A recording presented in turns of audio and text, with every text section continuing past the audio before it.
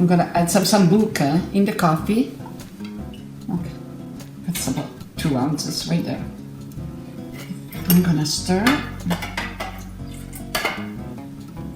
I'm gonna start just dipping the cookies. So this is like the bed all around. I'll just put this one here. Okay. You can use social tea cookies.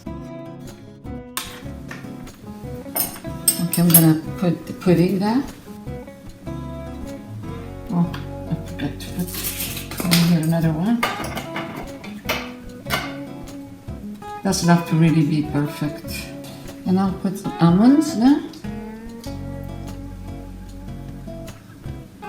It is so good. Like this is just a bittersweet chocolate. Cookies again.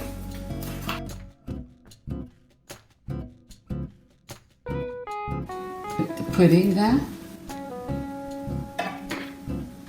And it's good that you don't have to bake it. Put this, roasted almonds, put the chocolate. This is gonna go in the fridge for at least a couple hours before you can eat it. With the coffee here and the cookie. Looks deliciosa.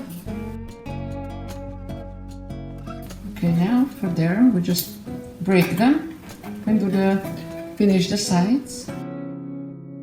The rest of the coffee with the Sambuca, I'm gonna put it in here with my clean hands. I'm just gonna go like this and put on top of the cookies. I'm gonna put the rest of the almonds.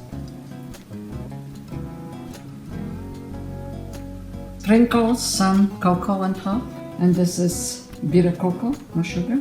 Okay, clean all the edges here, and how good is that looks. Look at it, beautiful. Okay, now we'll put some satin wrap on top, and we'll put it in the fridge, and it will be ready for mangiare in a couple hours. See you later. You can just serve it with icing sugar, or you can just eat it the way it is. Delicioso. Don't forget to subscribe. Until next time, ciao for now.